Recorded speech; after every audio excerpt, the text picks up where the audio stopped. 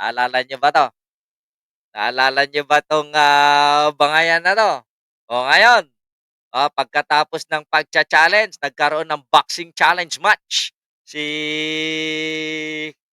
General Torre. Ngayon may naghahamon na. I challenge Attorney Topacio to a one-on-one voice and singing competition for Racos. Fundraising just like General Torre.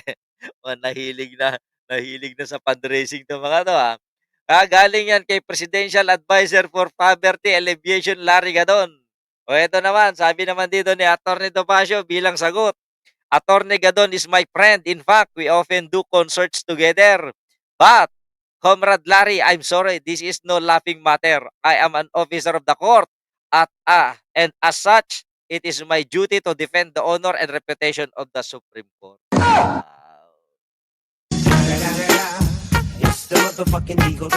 Nagsimula kasi yan dito, eh. Saan na ba yun? Where is nagsimula yun dito. Dito.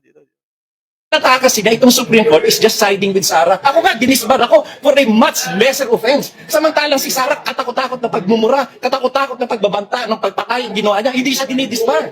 So ang Supreme Court talaga, tuta ng Duterte. Oo nga 'no. Yung pagbabanta ni Sarah, puwedeng, ano yun, disbarment. Eh, bakit hindi yata nadi-disbar si Itong-Ito? Lakas talaga siya 'no. Sabi dito ni Senero siya yung sa Department of Agriculture or DAR nung time ni Duterte. Okay. Si ano, si Briones, naalala ko.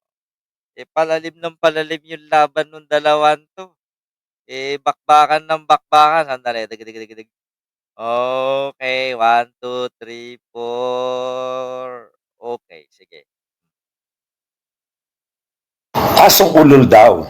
O, kung ang pagtatanong sa accountability ng isang public official ay asong ulol, ano naman ang mga taong mga tanga at mga bobo na ninanakawan na ay wala pa ring kibo at kumakampi pa. Ang tawag sa mga yan ay mga asong, mga tanga at bobo. Saan napunta yung confidential funds na winaldas ni Sarah? Di ba? Hindi niya maipaliwanag doon sa Kongreso, sa hearing sa Kongreso kung saan napunta ng talagang katotohanan ang pondo na ito. 625 million, daan-daang milyon na mga confidential funds na pati si Mary Grace Piatos at si Chel Jokno ay mayroong pangalan at mayroon pang more or less mga 900 na mga pangalan na mga peke na mga walang birth certificates na in-issue ang PSA. At hindi lamang yan. Saan ka ba naman nakakita ng abogado na nanuntok ng sheriff na sasabihin nyo na kinakampihan nyo pa at magpapahukay sa libing ni late President Ferdinand Marcos Sr. at magpapapatay kay BBM at kay Lisa at kay Martin at magmumura ng PI sa mga ito. At pinagtatanggol nyo pa, kayo ang asong ulol. Hindi lang ulol, mga bobo, mga tanga, mga estupido, saksakan kayo ng bobo. Ang hinahanap ko ay accountability, public accountability for public trust. Kayo naman, kampi lang kayo ng kampi kasi mga tanga at mga bobo kayo. Yan si Atty. Ferde Topacio, kaibigan ko yan. Style niya talaga mag-ingay. Kasi kung hindi siya mag-iingay, wala siyang kliyente. Pero itong mga kliyente niya, mga biktima yan, akala magaling ang kanyang depensa dahil kasi maingay, pero lahat sila nakakulong. Asan sila? Si Rodrigo Duterte, Apollo Kibuloy, Alice Guo, si Teves, si Casiong, lahat yan nakakulong. Yan ay lahat ay mga abogado niya, si Ferde Topacio. Kasi maingay. Hanggang ingay lang naman, di ba? Pero hanap buhay yan. Hindi bali na, pagbigyan na natin yung hanap buhay niya. Nag-iingay yan kasi ako sikat. Kaya tinitira niya ako para sumikat siya. Dahil siya naman ay sikat lang sa pagiging maingay. Pero walang katuturan at lahat naman ng kliyente niya na mga pinagmamalaki niya, mga nakakulong.